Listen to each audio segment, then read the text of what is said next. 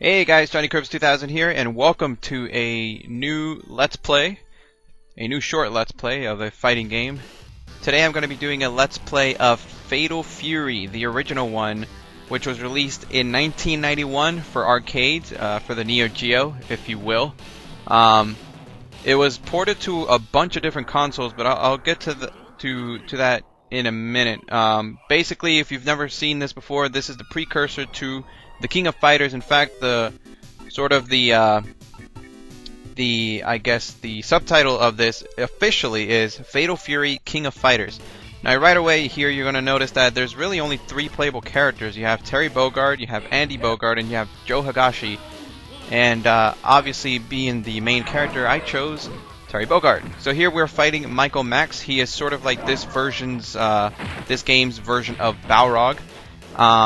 There's a rather unique connection between this game and Street Fighter, and I'll get to that in a minute during a portion of this playthrough that I will do horribly. And I decided to leave it in because it gives me more time to kind of talk about the games and stuff like that. But in the meantime, we'll just talk about the character here, Michael Max. He obviously has his special there is to throw the hurricane thing towards us, kind of like Joe Higashi would later on. I think he does it in this game. I don't really replay this game all that much, honestly.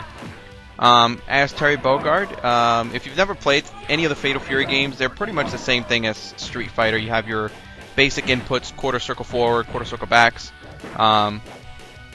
The specials in this game are rather difficult to pull off. In fact, I personally do not know how to pull them off, to be completely honest. I know it has to do with when your life meter at the top there is flashing red, but other than that, I don't know how to input them.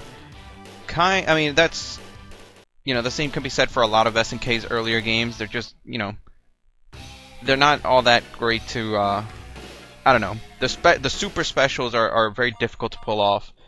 One of the more famous ones being Geese's Raging Storm, or Rising Storm, I think it's called. I always forget which one it is. But anyway, here we go. We're facing off against Dut King. Personally, one of my favorite looking fighters from SNK's entire, I guess, roster. I don't like the way he fights. I didn't like the way he fights on, in, what's that game? Not Final Fight. King of Fighters 11. I can never get into him, but I do like the way he looks. He's a hip-hop dancer, and in later games he actually has a baby chick that follows him around. I always thought that was awesome. Now, one of the things that makes this game, Fatal Fury, the series in general, unique, especially compared to Street Fighter and other fighters, even from SNK themselves, is that they make use of a dual plane system. As you guys can see there, we're jumping back and forth between the foreground and the background. Besides being kind of like a gimmick, it does provide a little bit of strategy, as you can sort of avoid attacks, especially attacks, projectile attacks that go on the ground, like Terry's Power Wave. You can avoid it by going into the background or foreground, depending on where your opponent is.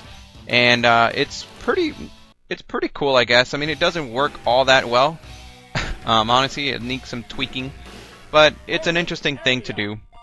And as you guys have been seeing there, we've been seeing Geese Howard in the how do you call it, the story mode. If you guys don't know the story, Terry and Andy Bogard, the 2 Bogard brothers, are pretty much avenging their father's death at the hands of Geese Howard. It's very basic. It really won't get too complex until we get to at least 3. I'd say it's a pretty basic storyline.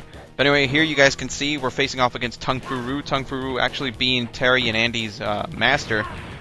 Kind of interesting. He reminds me a lot of Master Roshi, if only because of this, where he actually grows into this huge, very powerful, very roided up monster person, and he gets new attacks. He's pretty. I don't want to say he's easy, because he's gonna beast me, and in fact, I'm gonna take the time now because I'm gonna lose a lot to this guy. So I'm gonna take the time now to kind of discuss a little bit about Fatal Fury now that I have the chance. Fatal Fury actually was ported to, it came out originally in the arcades in 1991 for the arcade and the Neo Geo. It was ported to a bunch of consoles actually. like the Super Nintendo, the Genesis, the Neo Geo CD, and eventually the Wii Virtual Console and the PSN. I'm not sure if it's on the Xbox Live Arcade, but it might be. I know that it's in the Fatal Fury Battle Archives Volume 1 for the PS2. One interesting thing to note, though, in the Super Nintendo, because I know a lot of people probably, back in the day, probably didn't own a Neo Geo or Neo Geo CD. I didn't know anybody who owned any of those systems.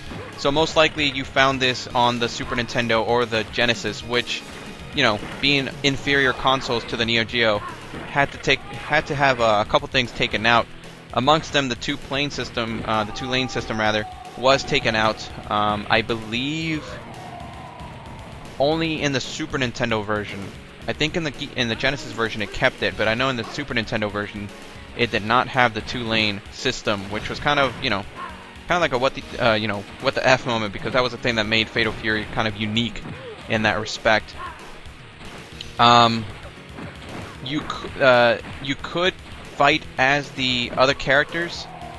You know, right here in the single player mode, you can only play as Terry, Andy, and Joe. But in the Super Nintendo version, in the two-player mode, in the versus mode, if you will, you could play as all the other characters. However, you could only play as the other characters if you were the second player. So that was kind of a, rip-off. And yes, I did lose.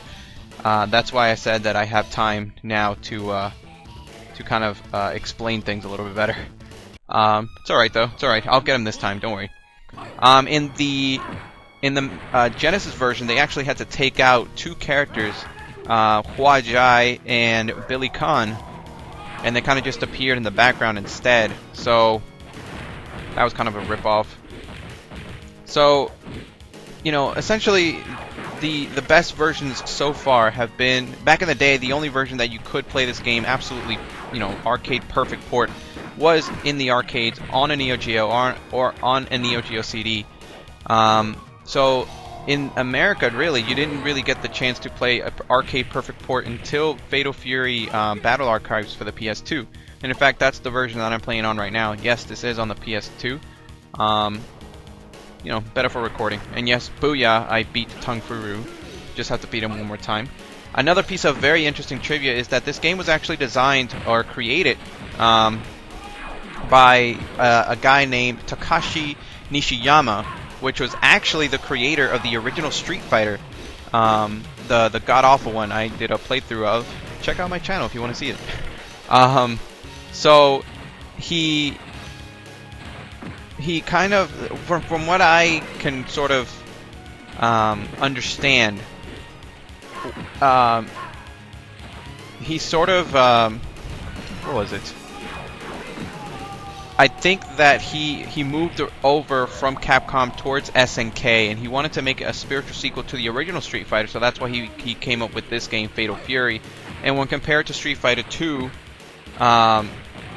you know, that was being released around this time, but from what I remember from like interviews and stuff like that, he wanted to create something. He didn't want to make something completely based off of Street Fighter 2's popularity.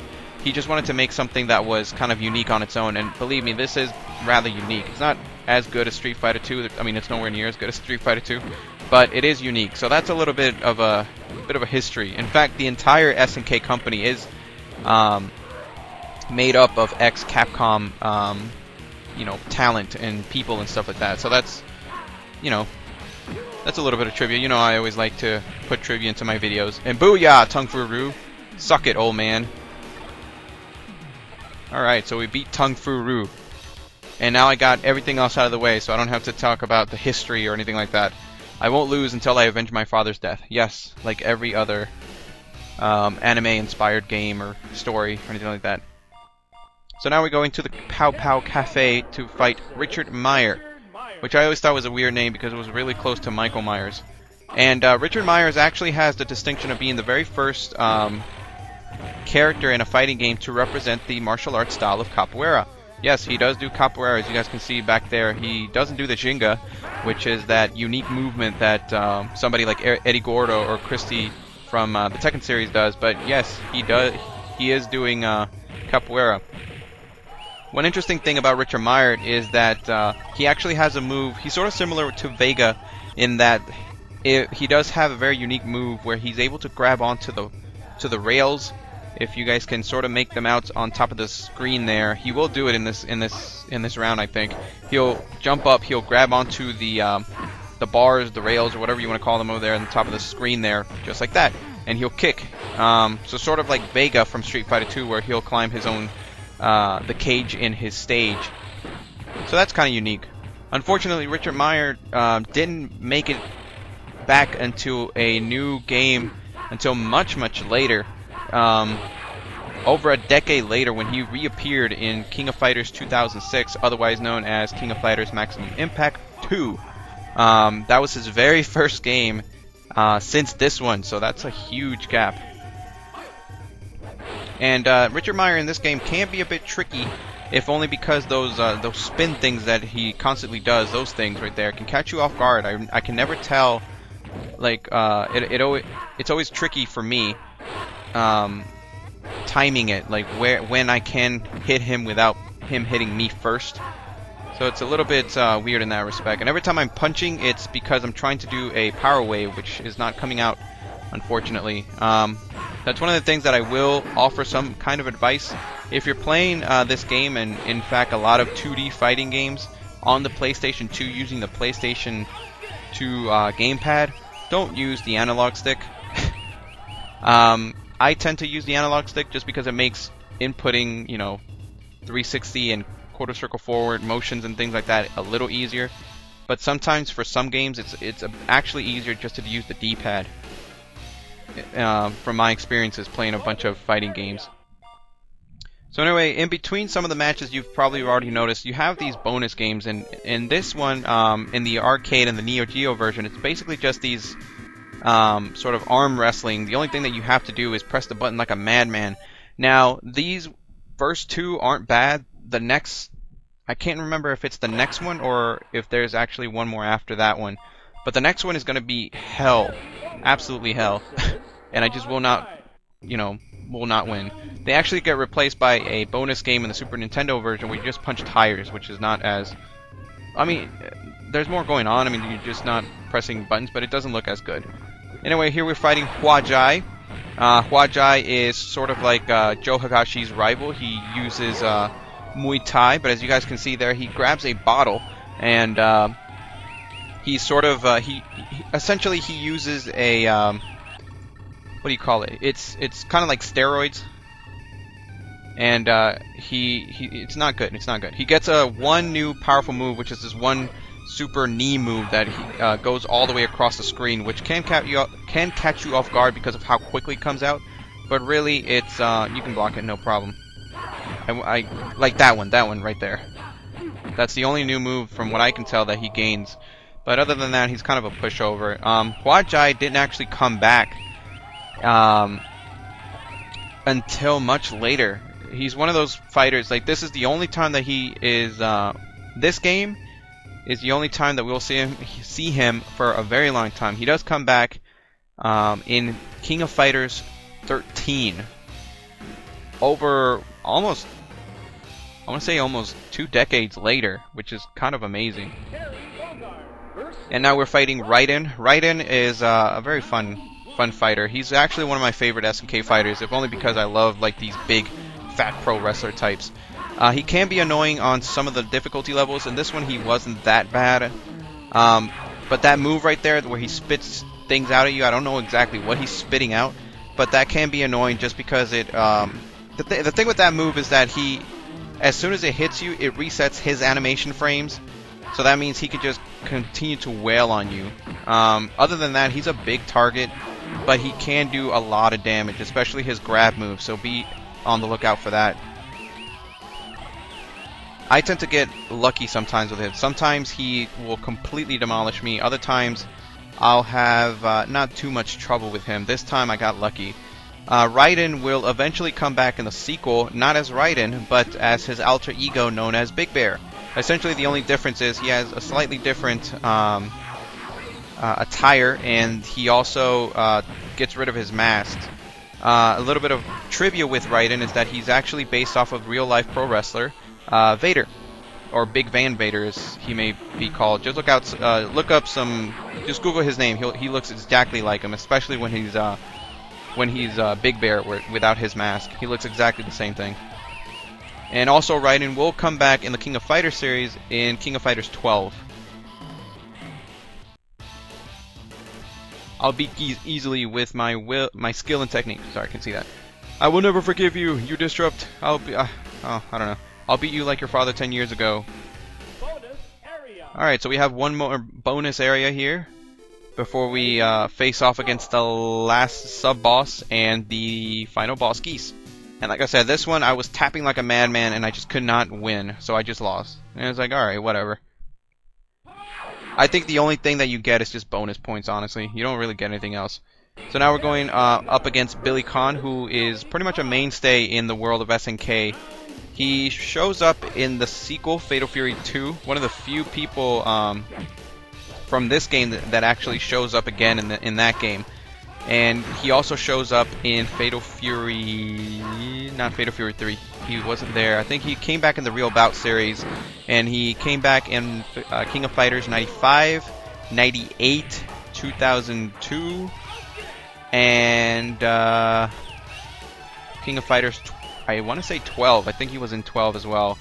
And 13. I'm not sure. I can't remember. It's been a while since I played those games. But yeah, he's been around for a long time. And as you guys can probably tell, his shtick is that he carries a stick. I promise I didn't plan that. And he can be rather annoying just because he has a lot of range with that staff. The funny thing is that he will throw it eventually, sometimes just like he did there. And when he does that, unfortunately, you can't actually hurt him. He'll just stand there, cower, and you can go up to him and try to wail at him as much as you want, but it actually won't do anything, which is really annoying. You actually have to wait until somebody in the crowd throws his staff back. But then, you know, you have a chance of actually having him beat you, which is really annoying. But anyway, we won the tournament. The battle was so long. We have some nice hot babes there. Neo Geo logo. And what is this? Dude, Geese is calling you. I like how the guys are just like, dude. Holy cow, you disturbed my plan again. Darn it, I've been looking for you. I'll now take revenge for my father's death. Stupid boy, how about a man to fight to the... I cannot lose. Basically, we were facing off against Geese Howard, and my god, this man is annoying as hell. The thing with Geese Howard is that he has that ground wave thing, and it comes out so freaking quickly, and it does a lot of damage, and good god, I did not even land one single punch against him. And he has this annoying move where he'll counter your attacks. So even if you try to jump in like I did there, he'll just grab you off the air and then he'll just slam you down. The only kind of advice that I can tell you guys to do is that I got a I don't know if it's a glitch or if it's just, you know, I'm just awesome like that, but I'll show you in this in the rematch after this. And look at this guy. What a dick. He just kicks you off the building. But don't worry, I'll get him. I'll get him. Now this is where I actually beat him. I think this is it. And the Burning Knuckle seems to be his undoing there, because I just completely beasted him with that. I think it's because it comes off faster than some of the other moves, like the ground wave and stuff like that. And the other thing that I can suggest you do is just spam that. Spam the ground wave right before he gets up, and you should be fine. Assuming, of course, that you're using Terry. Now this, I don't know if this works all the time, but it worked for me right here. So I'm just going to say, yeah. Awesome, look at that. He fell down like a little beach. And we got him, guys. That was it. That's Fatal Fury, the first one. We beat Geese Howard. He won't be back in the second one. He will be back in Fatal Fury Special and Fatal Fury 3. And we just kicked him off a building. Booyah. Don't worry, it happens a lot in the series. He'll be back. Geese Howard dies in the hospital 3 hours after falling. That's bullcrap, because he will be back. The prologue of the newborn legend. And I have no idea, in the SNK world, Terry Bogard is known as a legend. But the only thing that he's ever been known to do is really just beat Geese and beat Wolfgang Krauser.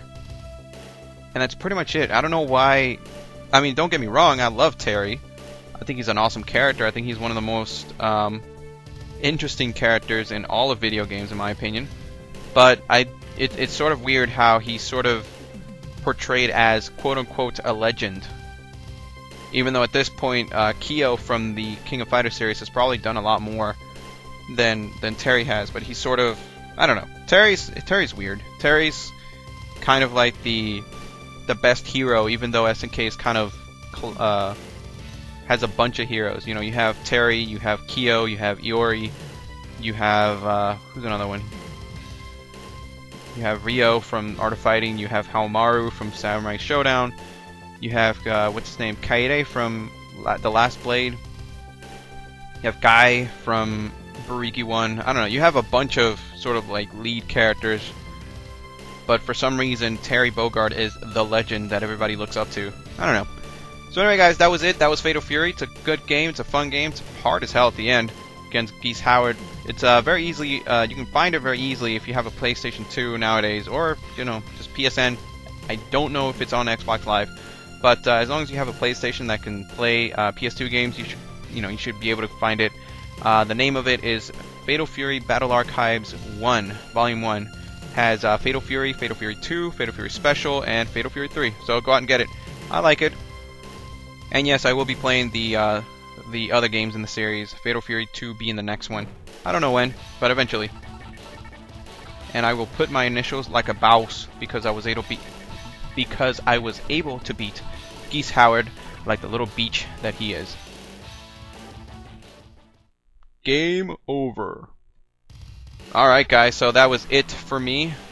I will see you guys in my next video. As we see Terry Bogard here getting out of his taxi, looking at those two the boxers in the back. You guys aren't in the game. Yes, Fatal Fury. Alright guys, I'll see you guys later. Alright, peace out. As always, if you liked this video, be sure to hit that like button and subscribe to my channel if you want to get more stuff from me. In the meantime, if you like my videos, be sure to find me on Twitter, Tumblr, Raptr, and Screwattack.com to see the other gaming related content that I upload. Info is in the description. Who knows? Maybe you'll like my stuff. Maybe. Maybe.